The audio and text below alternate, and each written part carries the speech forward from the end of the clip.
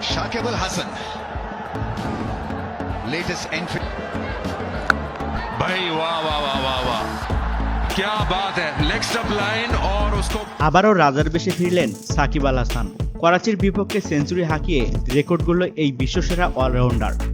দর্শক, বিস্তারিত জানুন পুরো ভিডিও জুড়ে। করাচির বিপক্ষে কোয়ালিফাই ম্যাচটি ছিল উত্তেজনায় ঠাসা। টস জিতে ব্যাট করতে নামে করাচি, শুরু থেকে চালায় রান বন্যা। দুর্দান্ত ব্যাটিংয়ে 20 ওভারে তারা তোলে 210 রানের বিশাল স্কোর। সেই ইনিংসে বল হাতে সাকিব আল হাসান নিজের সেরাটা দিলেও উইকেটের দেখা পাননি, তবে তার বোলিং ছিল যথেষ্ট নিয়ন্ত্রিত, যার ফলে শেষের দিকে করাচির অনেকটাই থমকে যায়। কিন্তু সাকিবের আসল ঝলক আসে ব্যাট হাতে।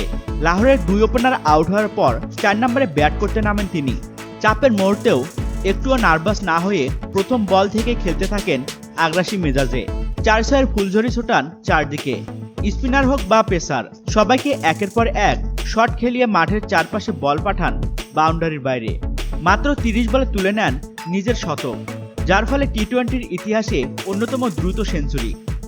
শেষ পর্যন্ত সাকিব করেন 110 রান মাত্র 35 বল খেলেই, যেখানে তিনি 11টি ছক্কা আর 7টি চার হাঁকিয়েই ক্ষান্ত থাকেন। আর এই বিধ্বংসী ইনিংসের উপর ভর করেই সহজেই তার দল জয় পায়। তো দর্শক, আজকের ম্যাচে সাকিবের এমন বিধ্বংসী ব্যাটিং আপনাদের কেমন লেগেছে অবশ্যই কমেন্ট করে জানাবেন।